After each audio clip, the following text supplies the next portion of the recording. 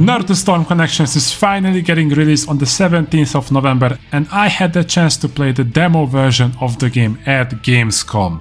In this video I will talk about my experience with the latest build of Storm Connections, but to make this fair, here's an early warning. This is not a deep dive about the systems and the combat of the game.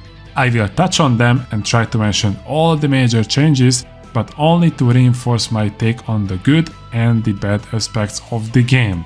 I also made sure to wait a couple of days before releasing this video to not be influenced by the hype that I have felt about the game, and here we are. This is my review about Naruto Storm Connections.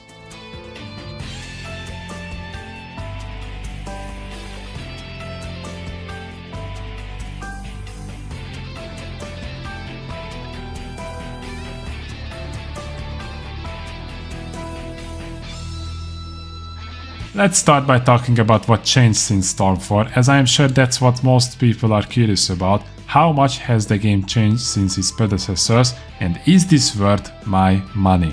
Storm games are mainly story games, and Bandai has confirmed that we are going to get an exclusive story which revolves around Boruto and the 5th Great Ninja War. However, the game I have played was a demo that focused heavily on player versus player, so we'll just have to trust that CC2 delivers on the story mode, which following their past record has always been top tier.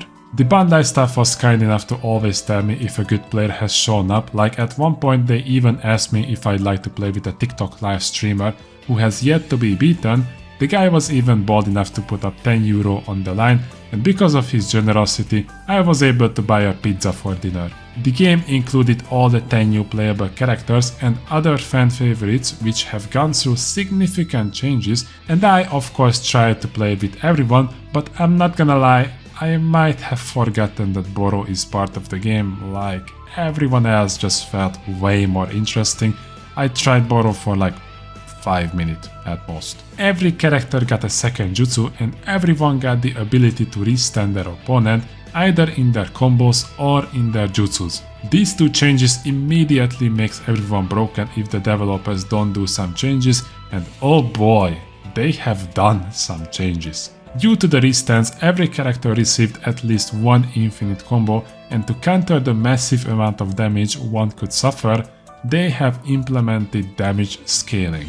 If this was 2013, then the game would have been shipped with an excellent story and just these changes. However, CC2 has gone beyond expectations, and they have tinkered with already existing characters as well. One of my biggest worry was that the game is either gonna run on the same engine as Storm 4, or they will just copy and paste everyone to the new one, which could cause issues. However, everyone had some sort of balance change, and they even fixed glitches that made me quit competitive Storm back in 2018. Of course, it's hard to tell how much the balance change is gonna affect the game. However, there were glitches that were mandatory to use to not get destroyed by a pro player, and that in my opinion made Storm 4 to have a huge barrier of entry to beginners, not specifically because it was hard to do switch tech or to cause visual noise, but because it was unappealing for beginners. It just didn't feel good.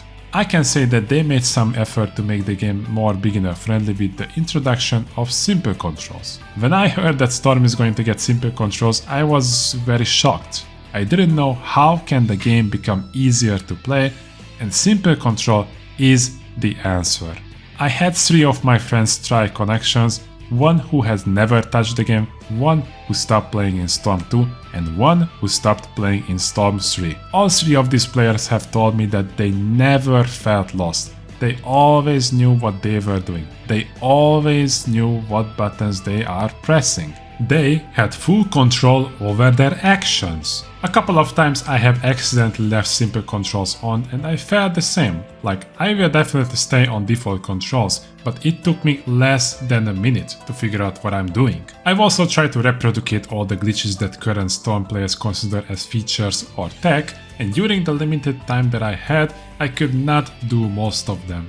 This is not to say that the game is free of bugs. I could not try sub-banking for instance, and I might have found a couple of button locks because of the interaction between the wristbands and the shurikens, but they always happened when a huge jutsu has obscured my screen, so I couldn't double check whenever it happened to me. And since I have mentioned jutsus, I've gotta say, as gorgeous as they are, sometimes it is impossible to follow the action due to the amount of effects that are on the screen. If there was an option to tone them down a little bit, I would gladly do it. Overall, the characters felt good to play, 60 FPS was a massive contributor to the enjoyment, and it was more than obvious that the development of the game had much more different philosophy as prior Storm games, but I cannot end the video on a happy note. This is just half of the game. It was revealed to us recently that Naruto Storm Connections is not going to have spectator mode, and it is impossible to overlook this massive issue. It is not my intention to bash on Bandai Namco or CyberConnect 2, I actually am happy that this problem has already been communicated to the public. I even wanna encourage this level of honesty between the company and the players. Due to the honesty, it was way easier to digest the news, but it's also my responsibility to stay just as honest and translate the frustration of the community. Games live or die by their community, and they need a player base that will carry the good news, but if a game that launches in 2023 with such a huge gap to interact with each other, then that will massively hurt the longevity of the series. During the lifespan of the Storm series, there were multiple instances when these set key features were missing on launch, and that might have been acceptable 10 years ago, but in the modern era, it is unheard of to have such a massive oversight.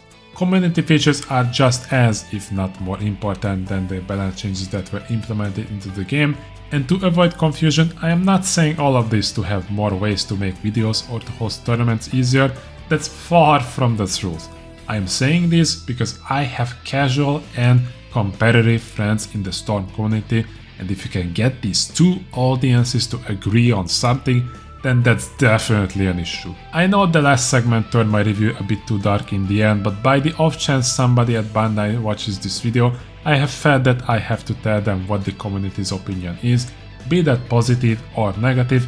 After all, an overly positive review can also damage a game, and that's not my intention. With all that said, these were my thoughts about the game, and if you're still asking yourself if you should buy Naruto Storm Connections, then I would say you should ask yourself how much you value your time. Is it worth for me to spend my limited amount of time on this game or not? Ask yourself, how much an hour of your time would be worth if you could convert it into money? If you can answer that question, then you will be one step closer to what you wanna know. And that was my review about Naruto Storm Connections. I hope you got your questions answered in this video. If you did, then I would really appreciate if you could hit that like button. It helps me out a lot. Trust me. Over the past couple of days, I have been uploading gameplay footage of Naruto Storm Connections. If you're curious how the demo version of the game looks like, then click one of the cards on the screen. Thank you everyone for watching this video. I really hope you have had a fantastic day. Stay safe, and until next time, boys. Peace!